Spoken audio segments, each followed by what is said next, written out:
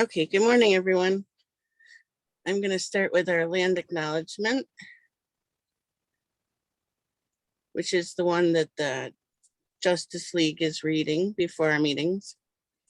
We open this space with reverence and respect for the work we are undertaking by acknowledging that the land where we are situated is the seized territory of the Haudenosaunee Confederacy, which includes the Seneca, Cayuga, Onondaga, Oneida, Mohawk, and Tuscarora nations.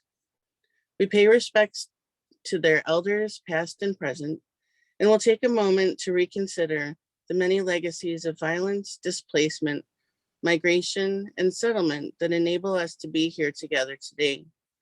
We are encouraged to work toward partnership with our Indigenous brothers and sisters with a spirit of reconciliation and collaboration, and address the historic injustices towards Indigenous peoples harmed by the Presbyterian Church and other religious institutions, and their exercise of the doctrine of discovery.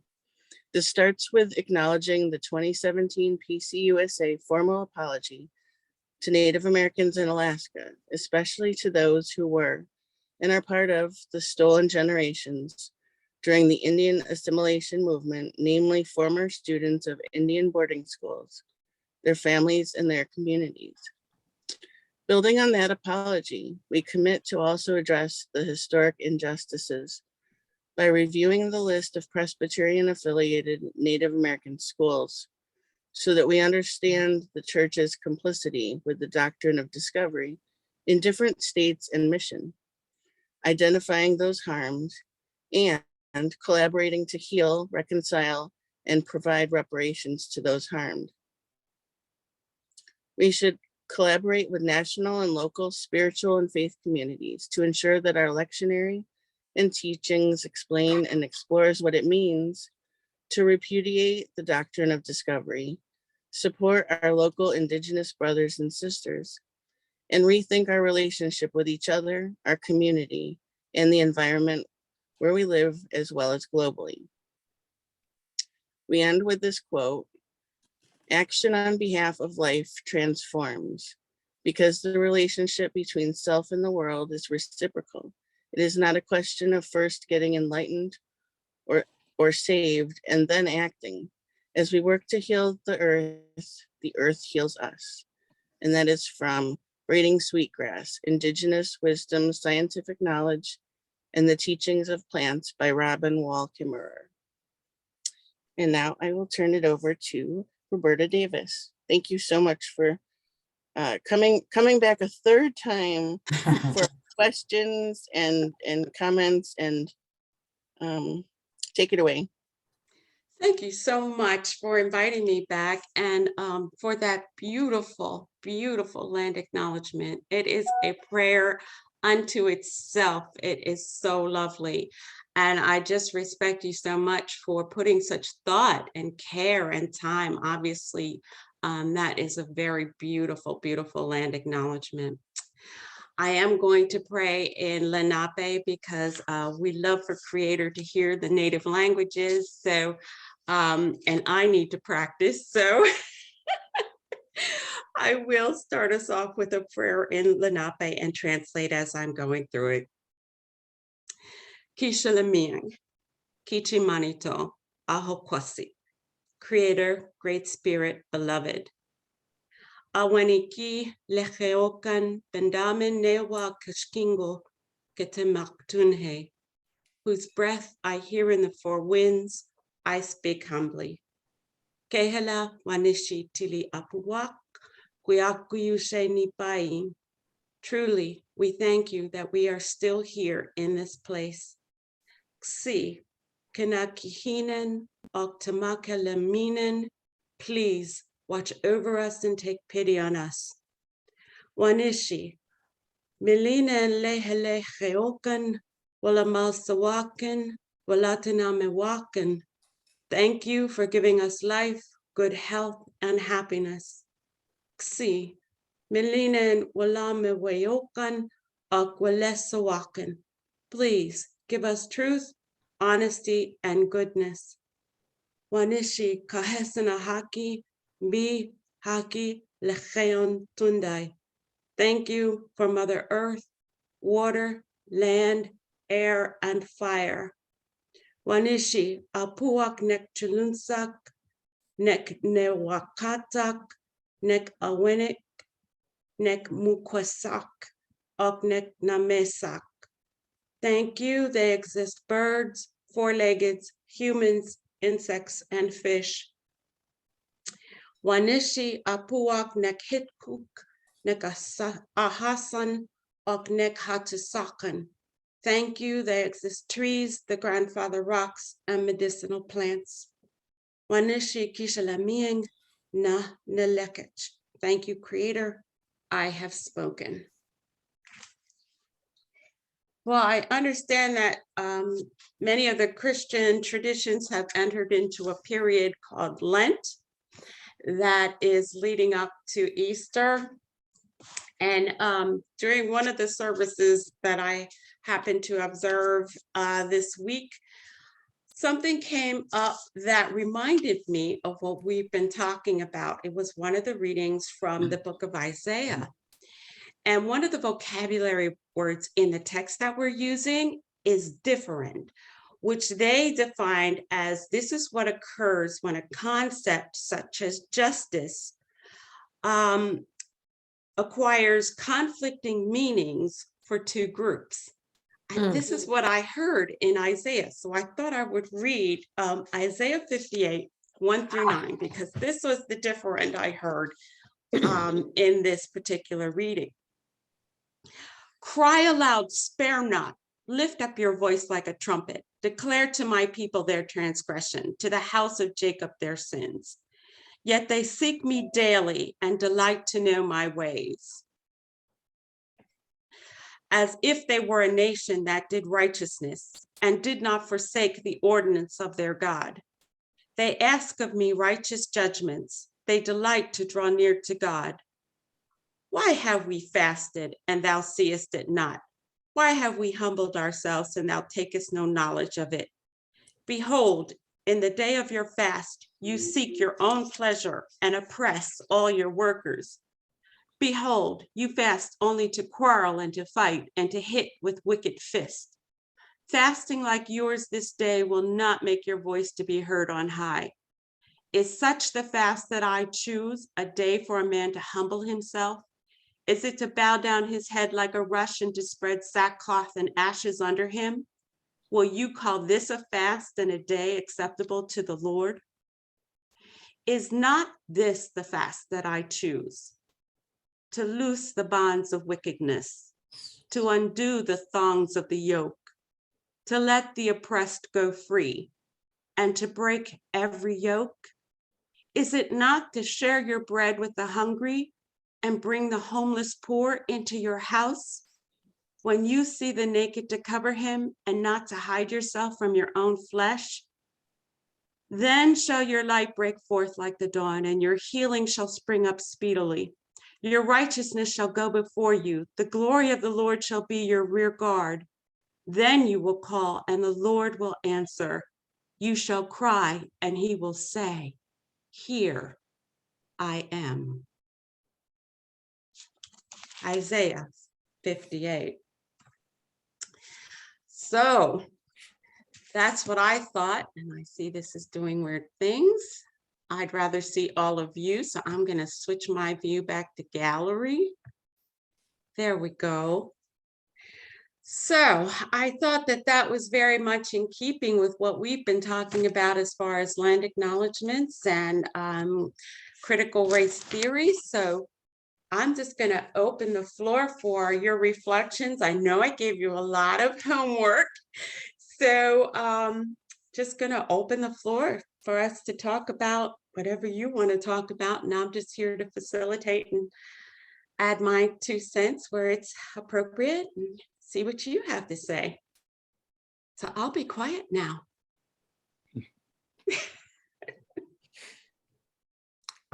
Can I just say that that is my favorite chapter in the whole Bible. So thank you, Roberta. That chapter just has great meaning in terms of what in terms of what we are asked to do, what God is asking us to do.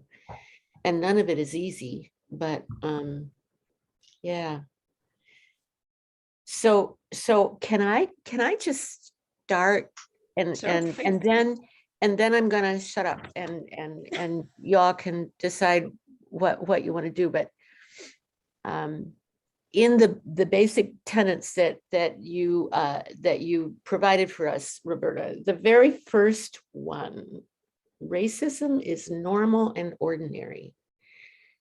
Really, I mean, I just read that, and I just wonder what you all think of that. Racism is normal and ordinary. Mary?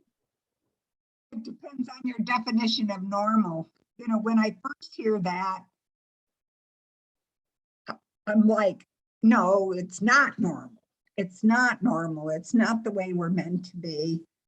But if normal means what is in the world, Yeah. then it's normal. Because if normal is what is usual, then it's usual.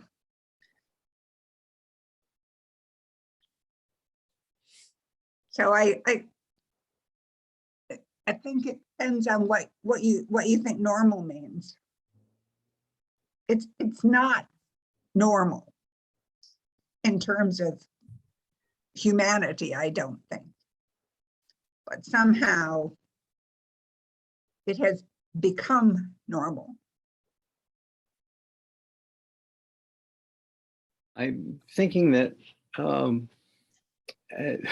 from young kids, they just get used to what they see around them Right. and relate to what they see.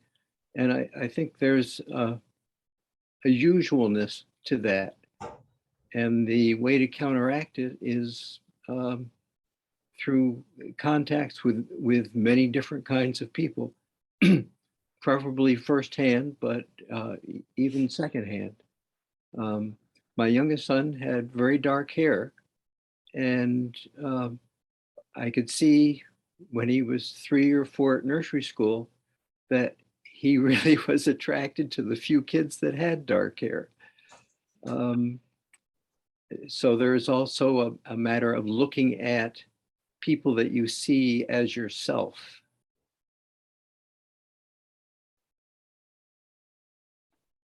And it reminds me of the gentleman who's spoken at Sunday Forum a couple of times, who did documentaries, and he did a documentary of a white minister and his wife in South Africa who chose to leave their very 50s looking neighborhood, dressed just as people that I would relate to. And they took themselves into an African settlement. I'm not sure just where. And it was new and it was different. And by the end of the movie, I felt a much closer connection to the Black people that they interacted with and who we got to know through watching. And it was a dramatic change from the very beginning, where I related to this all-white community. And the wonderful closing shots, were just this couple surrounded by several hundred Black faces, all exuding joy.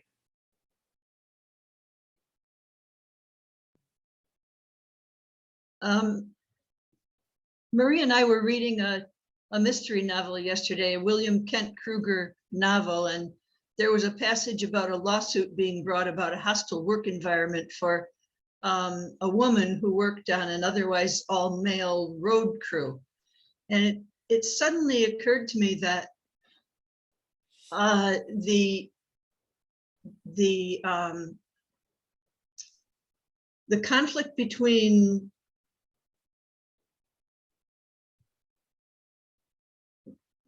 gender is not that different from other conflicts, other oppressions and so on, except for the fact that men and women have always been together, have always known each other. And these other groups, we get to not know them.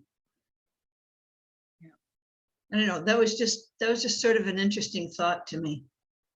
And it reminds me of the whole issue of personing. You know, like Janie Spar used to say, they have to see a person, they have to get to know a person.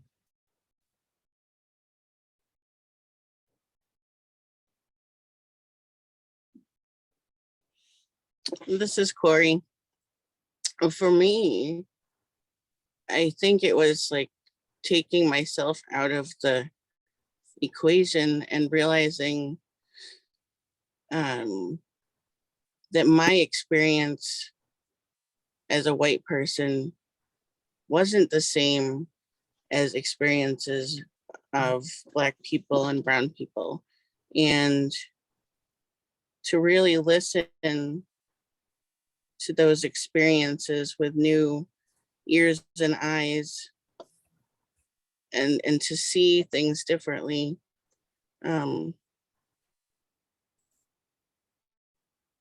I remember at my job, most of my coworkers were white, and then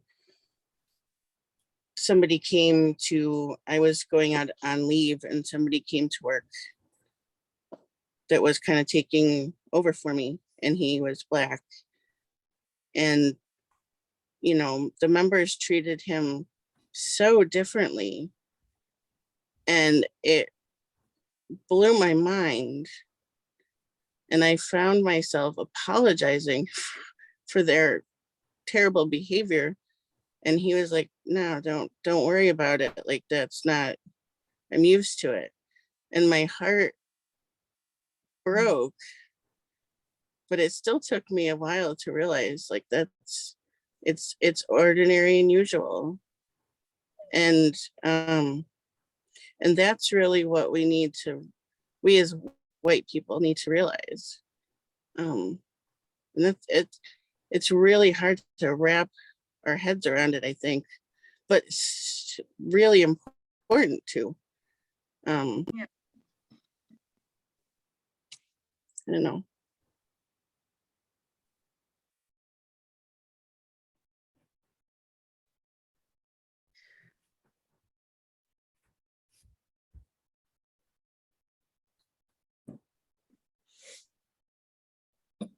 Anyone else want to comment? Is racism normal? Is it ordinary? Well, Carolyn, you look like you were about to say something. Were you? I gotta unmute. When I was looking at that sheet, I was trying to figure out if the things that were listed were the goals for liberation, because liberation is right there, or if they were sort of what's typically accepted in the world. So at the top it said world tenets, I think, and then it said liberation, then it said racism is ordinary. I think if we think about liberation, we want to make racism not ordinary and normal. That's what we're looking to overcome. Maybe that's sort of the way the world is now, but if we want to work toward that goal of liberation, it doesn't seem like we want things to stay that way. And then the second tenet also seems like it's in the same vein, that civil rights gains made by Blacks are only made if there's a payoff for whites. So it sounds like only if good will come out of an action for white people, only then can civil rights gains be made. And that again doesn't seem like liberation to me. So that seems like, again, something we want to work toward overcoming. Some of the later things, I didn't spend a lot, I just looked at this once we started, so I haven't spent a lot of time with it. But some of the later things seem maybe more like liberation tenets. I'm not sure. I haven't dissected them enough to know, but they don't, those basic tenets don't seem like liberation tenets. They may be the way things are, but not the way things should be, is kind of the way I feel. And I believe the picture at the top gave you a number of different options: equity, equality, liberation, reality. So yeah, CRT theorists are more about explaining what they're observing, because remember, they're trying to work through the scientific method. So I think you're quite right, Carolyn, that they are expressing a description of what they're seeing in the culture. And then we have to decide what we want. Do we want equity, reality, liberation, or equality? And that appears to be the struggle that we're having. And what does each one look like? Yeah, that's a Well, very good question. I used to struggle with, my children are now 35 and 32.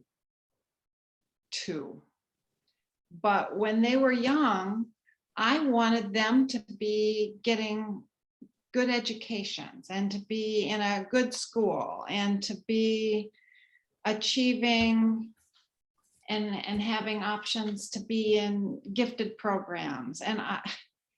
And now, I mean, at the time I realized that that was elitist and that was white privilege in some ways, and that, but I wanted it for my kids because I wanted them to be able to grow up with options and with benefits. And so I think, I guess I'm acknowledging that privilege in me as being real and simultaneously disturbing. So I think I would just, an observation, Carolyn, is that I think most parents want that for their children, no matter their race. The difference is that those of us, basically those of us who are white, are much more privileged, and those options are almost always available to us for our children. And that's not the case for so many people. And yeah,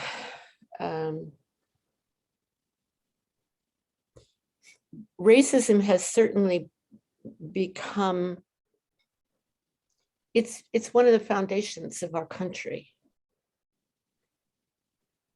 And so to that extent, in being normal and ordinary, it absolutely is.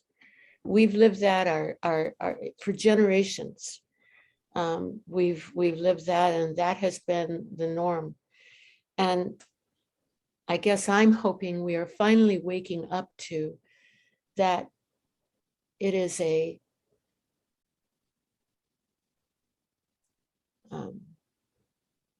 that it should not be.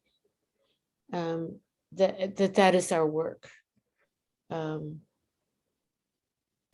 There should be nothing normal about racism, but it's up to us, I think, to do that work. Mary, you were going to say. Yeah, and it's kind of it's the other side of the coin of calling it normal. I still have lots of experiences when something comes up and somebody who is a person of color says that something feels racist. And then the white people say, well, they argue with that, you know. They become and say defensive. it wasn't the intention or whatever, that somehow it's a misunderstanding to think that, sort of. And it always feels to me like, what is so hard about just acknowledging? And that's the part of that it's good.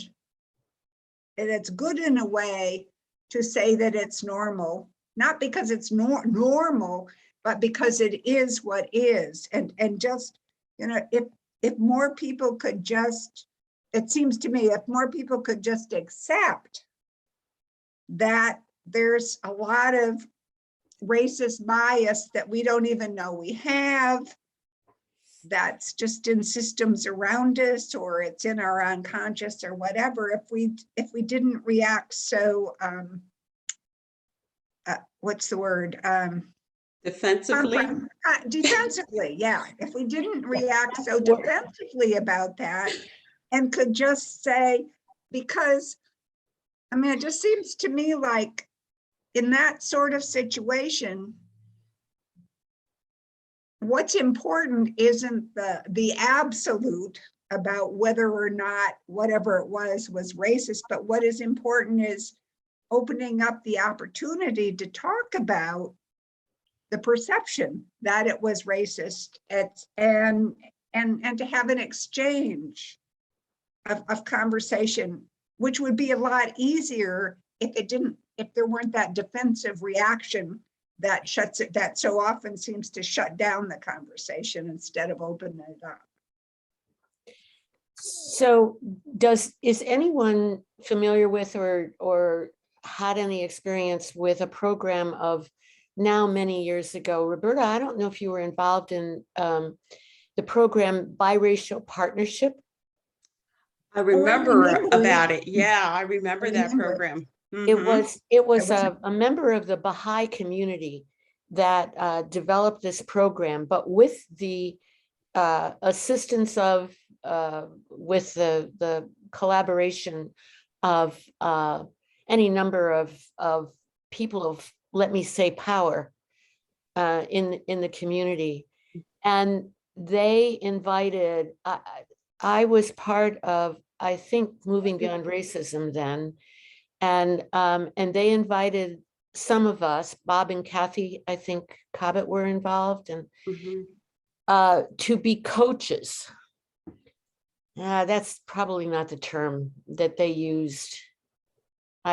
So what they did, they started at the top. They started with the leaders in the community, those people who were in positions of power and authority, and they coupled a white person with a person of color.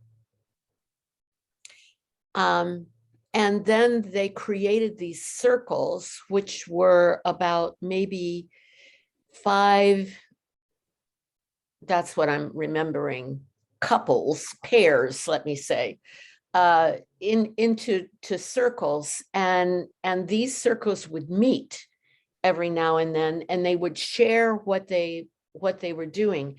And what Bob Rosen, what was his name? Rosenberg? Oh, Think so. Rosenthal, I think. Rosenthal had created lists of questions and just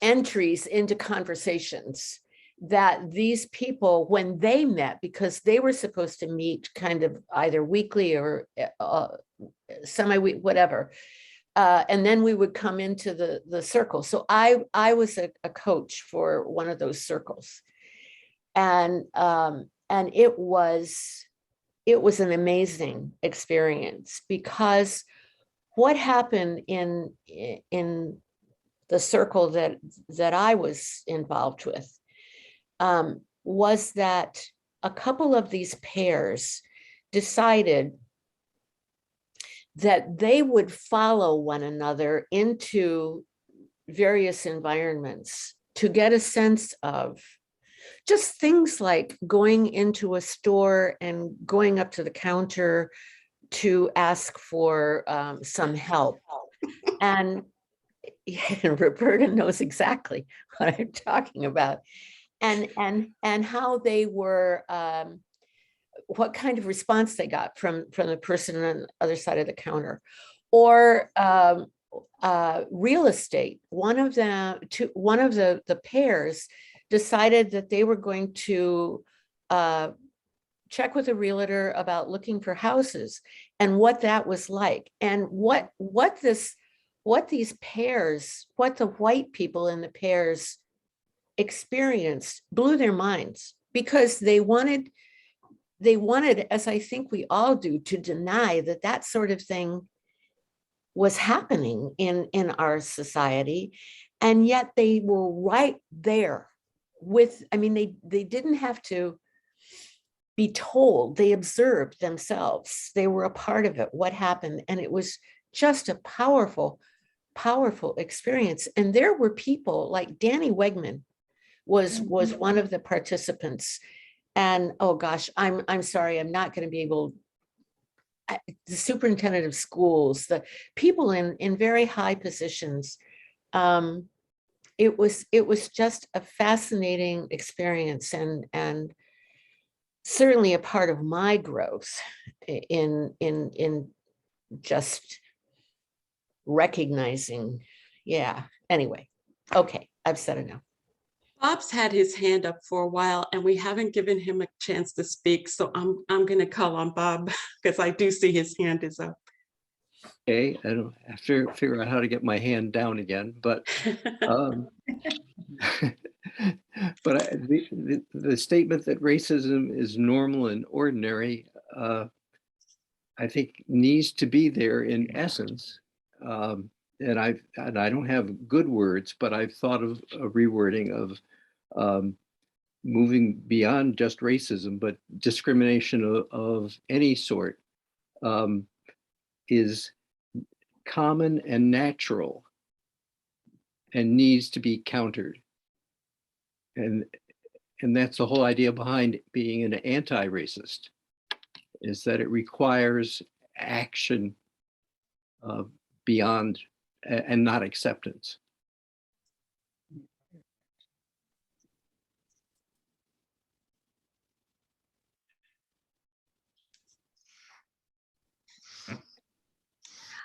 I guess my Carolyn? question, I'm sorry, somebody had her hand up?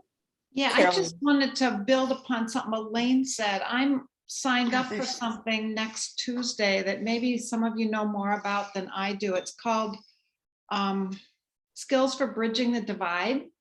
And as I understand it, it is people of color and people who are white coming together to learn skills and to interact with each other in, I think, maybe small breakout groups.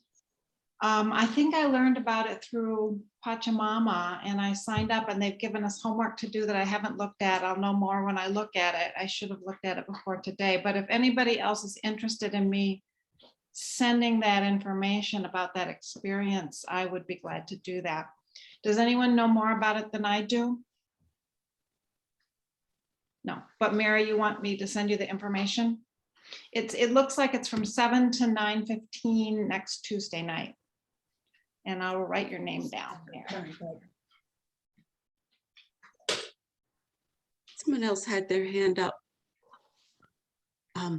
My question is because I just attended something with Shane Wigand, and he was talking about the history of Rochester.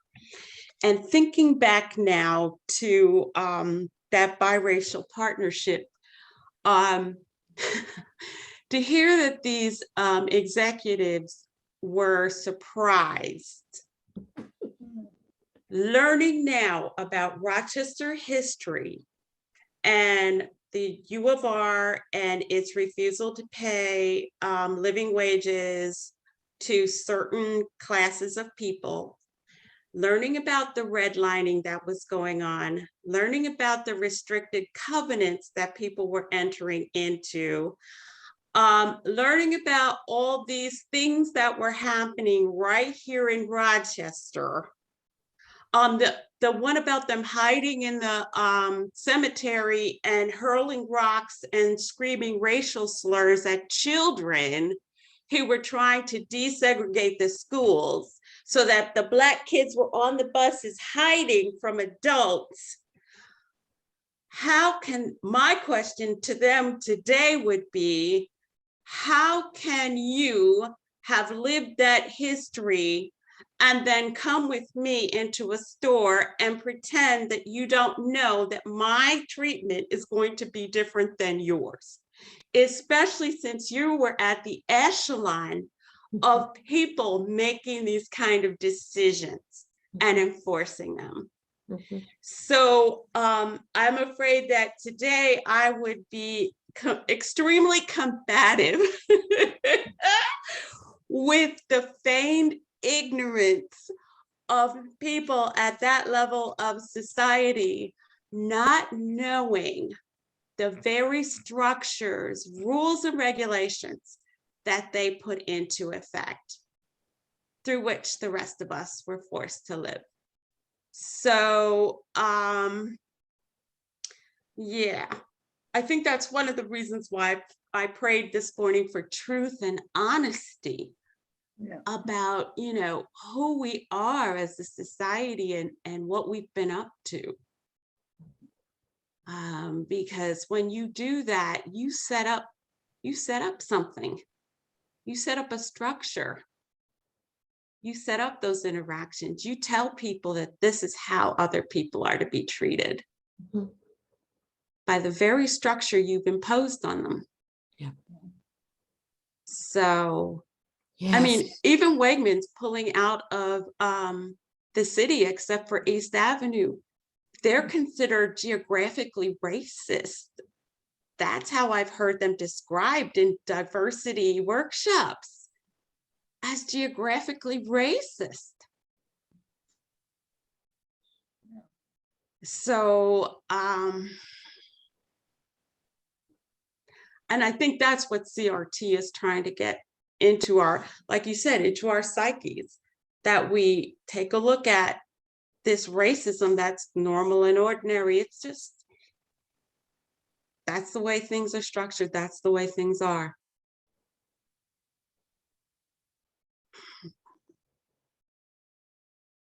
Peggy, I think you have your hand up. Just moving. I know we have to keep changing the view, keep jumping oil. Mary has her hand up. Okay, go right ahead, Mary. Watched an excellent series on Amazon Prime. I know, I guess I'm supposed to start feeling sort of uncomfortable about Black History Month, and I kind of understand why, and yet it's a reminder to me, sort of like Lent is a reminder to me to set some goals for that month and try to learn more. And it was called Black History, Black Love and Black, I forgot the other part. Do you know that series? It's really, what was wonderful about it was it seemed to be speaking to Black people rather than to white people. But one of the statements that was made, and it was after talking about redlining and school segregation, et cetera, was that New York State is probably the most segregated state in America. We live in the most segregated state in America. How can we, just that fact, how can we think there's no racism in New York when in fact we live in the most segregated state in the whole country? That may be true of the county as well. Yeah, I think as part of the book that Roberta mentioned, the story that is the book that's coming out, that I read the article about the rocks throwing. I think said that Rochester is one, if not the most segregated city in the whole country. Right. And it's already sliced. Which is like very upsetting. There's a lot of cognitive dissonance that comes out for and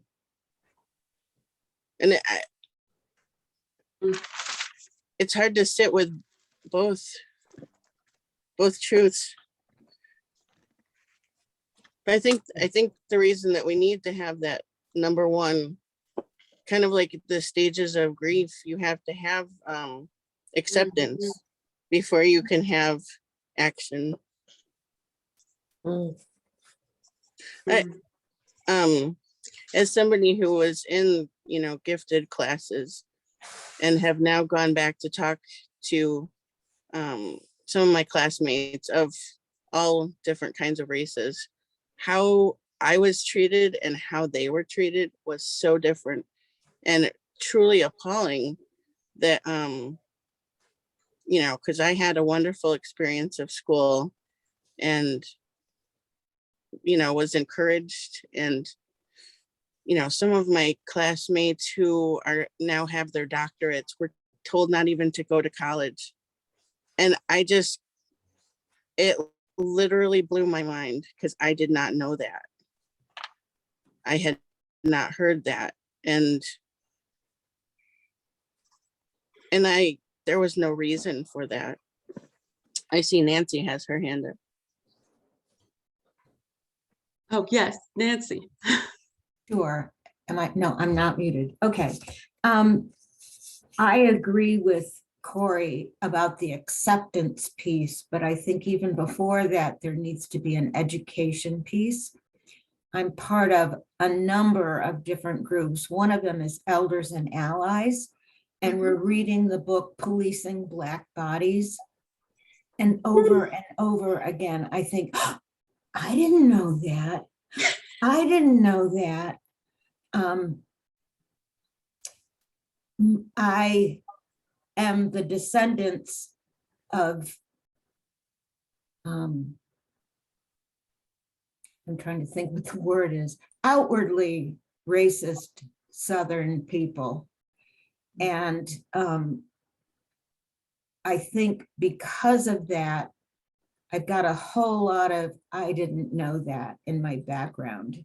And so I think if we start with the education piece, it particularly for people who think deeply, it's like, oh, and even if you don't, it helps you start to accept some of what is and think about what could be.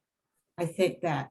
The other thing about the land acknowledgement is I think it's an important thing, but I think it falls short. I think we need to acknowledge the fact that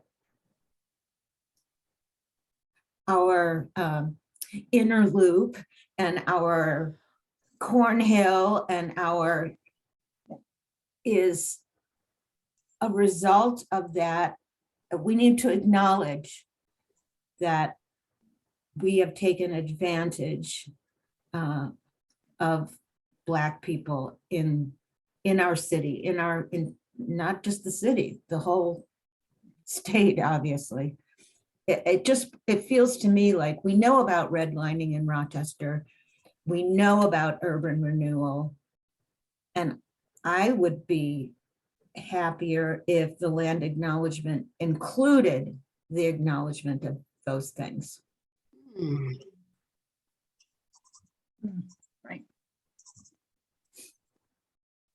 Yeah, I think about the U of R taking up, it's beginning to, I remember hearing Black people who owned houses, I guess it was on Plymouth Avenue, and the U of R decided it wanted that property. Yeah. And them talking to me about trying to hang on to their homes. Yeah. And with this giant, it's sort of like Russia with Ukraine right now. Yeah. it's that same dynamic. That's how they felt, like this huge Russian army was coming in to just destroy everything. And I remember people talking to me about that and losing their homes. And Bob has his hand up. You're muted, my Yes, dear. there. Okay. In terms of education having to become before acceptance, and we've got all these laws being enacted not to do anything which they label CRT, anything that would make our children guilty. Uncomfortable. And of course, it's not the children that should feel guilty, but it's the people that are their parents and the people supporting these laws. And we're in an era of new racism.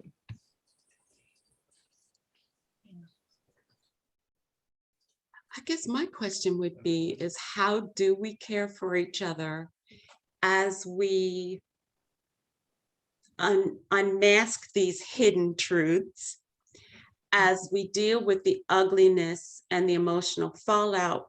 What are some good ways in which we can care for each other as we go through this grieving process? Because we've all had grief, and it is a process. You need to work yourself through it. So I think that is something we have to think about, and we do need to think about the children. We don't tell children the full, awful truth of life. We look at their developmental stage. We think about their personality and what they can handle. We are careful with how we reveal information to children.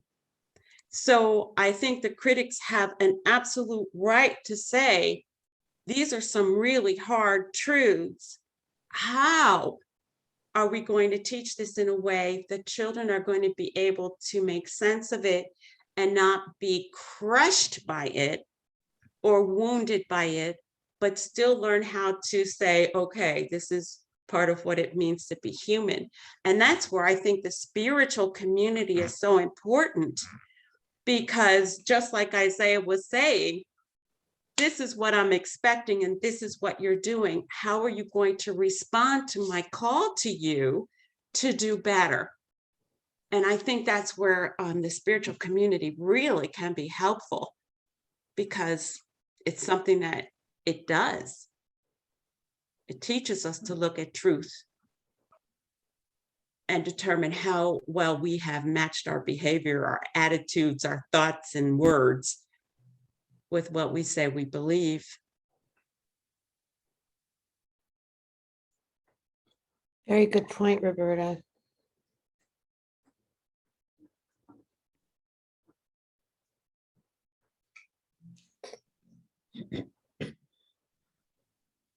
Hey, Windsor's joining us. There we go. People are coming from different services and Hi, Windsor. he's still trying to connect. Oh, Trying to there we go. connect. There he There's is. Windsor. Hello. Welcome. Good morning. Good morning. Welcome, Windsor. We're just continuing to talk about, the sheet that I sent yesterday about the basic tenets. We haven't gotten off the first one, which is racism is normal and usual, has taken us all sorts of places to what that really means and what that represents and how we feel about it, and cognitive dissonance and the reality of the situation in New York State and Monroe County and Rochester's history and this ultra segregation that we're living in. And now, how do we teach? Yeah, and how do we work with children to be truthful with our children without crushing them? And then what do we do as spiritually focused people to help in this process of grief and cognitive dissonance and accepting our responsibility and correcting the harm that's been done? So how do we do all those things? So we've had a lot to talk about this morning, but it's been really excellent in terms of are trying to think this through as spiritually guided people, and wanting to really look at the reality of the life that we're in. You know, all that you've said, I think about my life and where I grew up. My parents are part of the Great Migration out of the South. And my maturation as a young man, my experience in the Vietnam War, being a public school teacher. And I really think that all that you said can be quite overwhelming, but you really have to lean on the presence of God in your life. Pray on these things and hope for an answer, perpetual continuation of looking for answers, and not allow it to crush you. I remember last summer with when all the demonstrations that were taking place in George Floyd and Breonna, and all those instances with, precious life was snuffed out. Yeah. I was sitting on my back step, and I was crying. I was just absolutely I hadn't cried like that since the passing of my mother. I mean, it was such an incredible emotional pressure. And my wife came home and she said, "What's the matter?" I said, I think I'm at a point where I don't see any hope. It just, this pattern continues, and the obfuscation and the of greater society. And she said to me, she says, "There's only so much that you can do, one individual can do. And with a collective of folks, there's only so much we can do." It's been a centuries-long quest since the bringing of African people to this hemisphere, in 1619, and the genocide of indigenous people as soon as Europeans stepped foot, in the Western Hemisphere. And if you allow that to overwhelm you, it will absolutely crush your spirit and say, and like, what can moi possibly do to counter the momentum of all that's come before? And we just have to do what we're doing, find a way to commiserate and find sustenance and continue to plod step by step. And hopefully when we leave this universe, what we've left behind, other people will pick up. That's what's happened. As a history teacher, I think about the generations of indigenous and African people that have come. We are truly standing on their shoulders. And things. I'm one of these people that there's always hope that there'll be change, and I'm greatly disappointed when it doesn't come. But sometimes there's this spark, and that will tell me that do not give up hope. I mean, with the disappointment of this of Ketanji to the Supreme Court, a woman of color on the Supreme Court, and her background. I mean, my goodness gracious.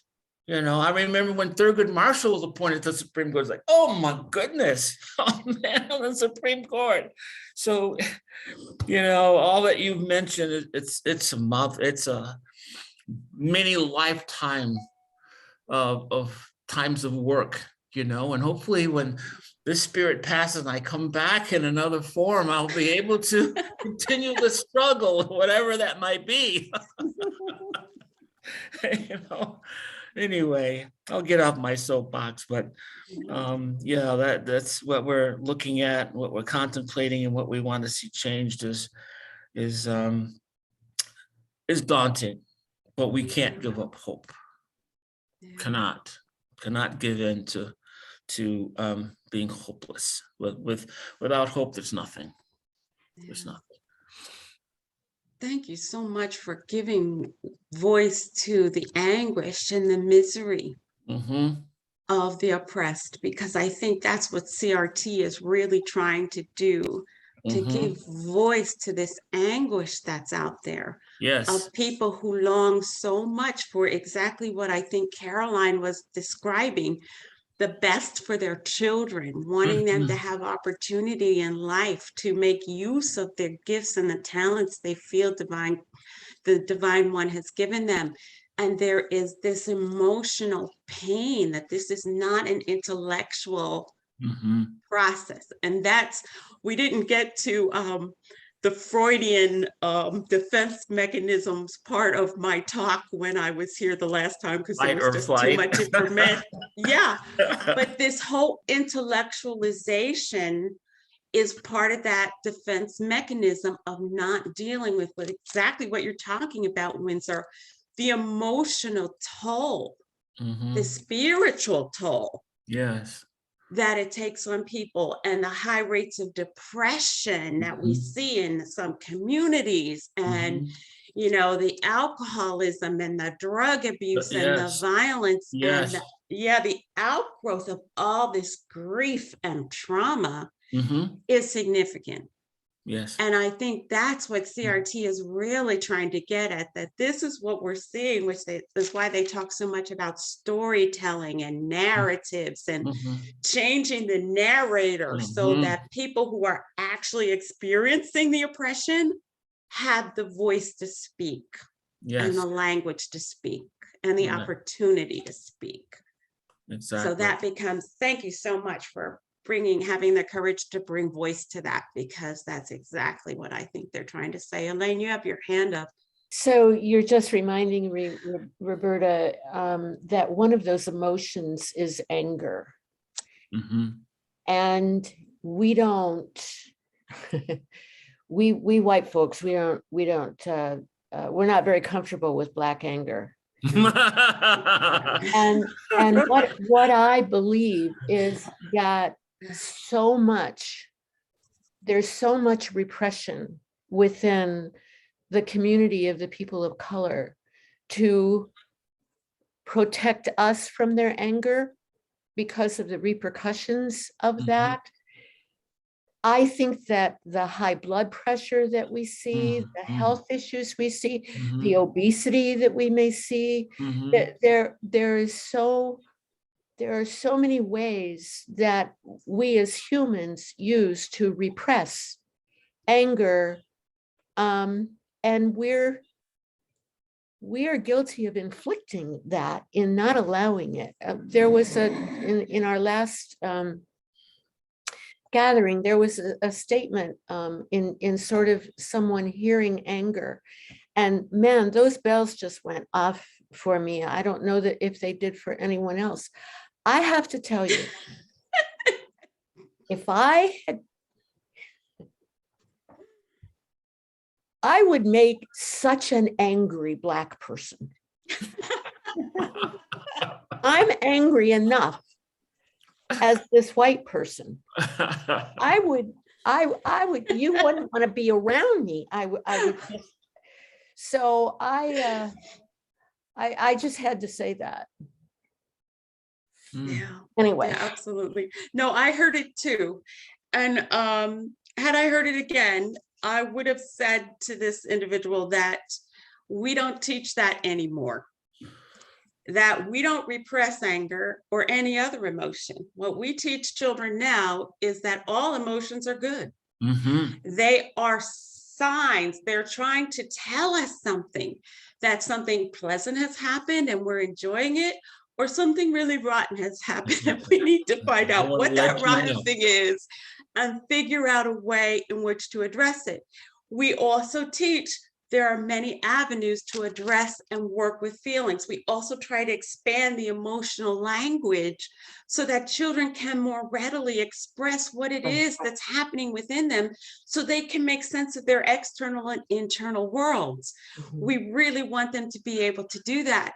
So Black people being angry, so what? I remind people sometimes, Elaine, that I'm not always nice, that sometimes I become Kali, which is the goddess of destruction. And I'm very confrontational and I can be very disruptive. And I don't apologize for that, because sometimes that is the correct response, that some things need to be disrupted, some things need to be disturbed, and CRT would say some things need to be dismantled and rebuilt. Yeah. That we're looking at a society that's built on a foundation that is not healthy, that does not sustain life. And I see Mary, you're signaling us. What are you saying, Mary? I need to get ready to go to church. Yeah. Oh, thank you. Oh, yes, you guys have church. What time is your church service? Soon. 11. But I have to leave at 10:30 and I'm not ready. Okay. All right. Yes, you guys have church today. So yes, we have to get you to your church services on time. But that's exactly what I would have said to this individual, that, you know, I hear what you're saying, but anger, we don't run from anger anymore. We don't repress anger. It's exactly what you're saying, Elaine. It's very unhealthy to do that. We want people to be emotionally honest Right. and open. Yeah. And just express what you're feeling. We'll find ways that you can express it in a healthy way. Right. And that way you don't have to give yourself high blood pressure, and you don't have to get sick, and you don't have to cart around all this extra weight, all these burdens on you. You don't need to do that. Yes, Windsor. you know, within the community of color, I carry, my dad came from a big family, it was 8 folks, and they would get together at, uncles lived in Rochester, and we were the country Wades, where there's a city Wades, and they'd come out to my parents' house out in Holly, and it was just amazing. And the juxtaposition of seeing all my cousins and aunts and uncles, and how it was just raucous, you know, people laughing and talking and playing cards. And I juxtapose that when I'd go to school, and I was definitely, I love this expression my mom used to call it, we're blueberries in a bowl of milk. You know, I love that. I was the only person of color in my class, and I would go to these parties, and everything was so sedate, you know, and people, you know, I lived in these two worlds, you know, and I think it was so healthy, you know, to see my cousins and aunts and uncles being themselves, and then we'd go into the white world, and there was this duality that Black folks have to live in, you know, being your true self around your own people, and then working or being in the white world. And there was a situation at my school, someone threw out a birthday cake that I had in the refrigerator that I was going to give to one of my kids for their 16th birthday, and I couldn't get it home, and so it was in a couple of days, and someone threw it out. And so I sent and put on the email, I said, the person that threw out my cake, you know, you had the temerity to toss this out. Now do you have the same chutzpah to come and to explain to me why you did that? And my white colleagues were like, oh, you can't say that, you can't do that, you're so confrontational. I said, really? I mean, if I'm the crazy, angry Black man here. You know, That's right. You know, and I said, and I came to staff meeting, and I said, you know, instead of sending an email, I'm saying in staff right now, which one of you folks threw out my birthday cake? No one owned up to it. You know, and I was cool and calm and collected, but people thought that it was so confrontational. How dare you want someone to come out and admit they did something that was totally wrong? You know, there's that, you know, and there's so many examples of that as people of color. We could, you know, I could have been like absolutely crazy, man, raising my voice, and, you know, but even how calm and cool I was, people were just so upset that I would actually come out and say, own up to what you did. So anyway, Get more that's, They were so- more upset that you were upset than that somebody had thrown out your cake. Yeah, That exactly. and cakes aren't cheap no, and they're no. special. And Yeah. so anyway, that whole thing about being true to yourself. I mean, there's a proper way to express, you don't go out and hurt people, but to express it in words, that hurt me. That, that Yeah. really, that hurt me, Yeah. and people needed to know. Yes. So, and there's so many examples of that, those microaggressions that take place, that you don't want to rock the boat, you want to be seen as someone who is a team player, but there's so many times in our lives as people of color, we just have to bite our tongue, but those tongue biting days for many of us are over. Yeah, I'm afraid so. Yeah, exactly. It's kind of over. And I Yeah. think the Black Lives Matter movement was an example of Yeah. biting your tongue is over. This is what's happening. We're putting it out there. We're not going to be silent anymore. With Poor People's Campaign, there's this song, and we're not going to be silent anymore. And it's like, no, somebody's hurting my sister, and we're not going to be silent about it anymore. And we're going to put it in your face and force you to look at reality as it's presenting itself Yes. to many, many people. So, yeah. Well, I admire your willingness to explore this issue and to look carefully at the Presbyterian Church and its history. And all of us are going to have to look at Monroe County, as you said, New York State and Rochester, very honestly. So that's going to be part of our process as well, as we look at the principles of our spiritual traditions and what they're calling us to, and making some decisions about the culture that we've constructed for ourselves. Yeah. And whether it is one of spiritual health or spiritual dis-ease, I think is very much a message of CRT, that we really need to take a good hard look at ourselves and listen to what the prophets have said, old and new, about the quality of our interactions and our structures and our behaviors and what we're about. So. Roberta, thank you so much.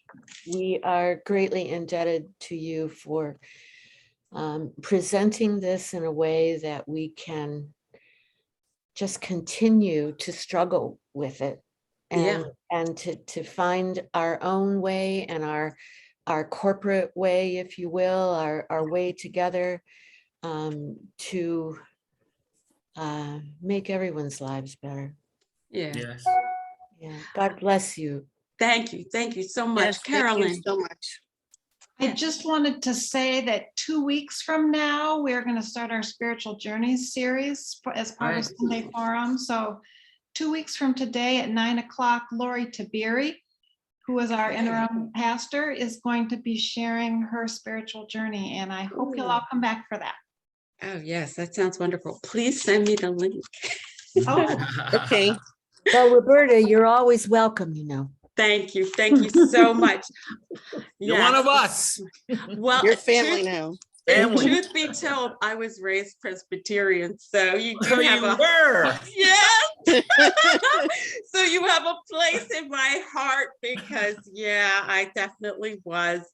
I switched to other religions after, but I was raised Presbyterian. So it was a Black Presbyterian church, and we met with the white Presbyterians, but because we were Black, we also went into the Pentecostal and the Baptist churches, because we also had to connect with that community. So it was this really kind of polycultural experience that was very interesting. And when I think about my old church now, and I describe it to my friends, we always have this conversation about what is Black, Windsor, I don't know if your friends are having this same conversation, but my friends are continuing to have, and I hope I can count you as one of my friends in the future. I am. Yes. We talk about what is Black, and I said to a friend of mine, when I think about my Black Presbyterian church, there were people of every shade, hue, eye color, physical stature. It was a rainbow of peoples. Mhm. And it makes you wonder about the whole designation of what it means to be Black. Yeah, That's a whole different conversation. that's a whole we'll have different. to have. Yeah, But yes. yes. Mhm. Are you Black enough? What do you mean, am I Black enough? I have no idea what that means. Me either. Nah, I have no idea what that means. Nope, nope. So yes, so yeah, you definitely hold a special place in my heart, and I've been just thrilled to see the social activism of the Presbyterian Church and many of your pastors, and it's just been wonderful to watch that. So I admire you very much. Thank you so much for inviting me. Thank I've you. learned a lot Thank from you you for this coming. morning. Thank you so much. Thank you so much. And I better get you off to church. Thank you, Um, Roberta. All right, thank you, and take care, everyone. Sending love and joy, and have a very fruitful Lenten season. Thank you. Yes. Bye-bye. All right, Thank you. take care. Thank you. Bye-bye. Goodbye, everyone. Bye. Goodbye.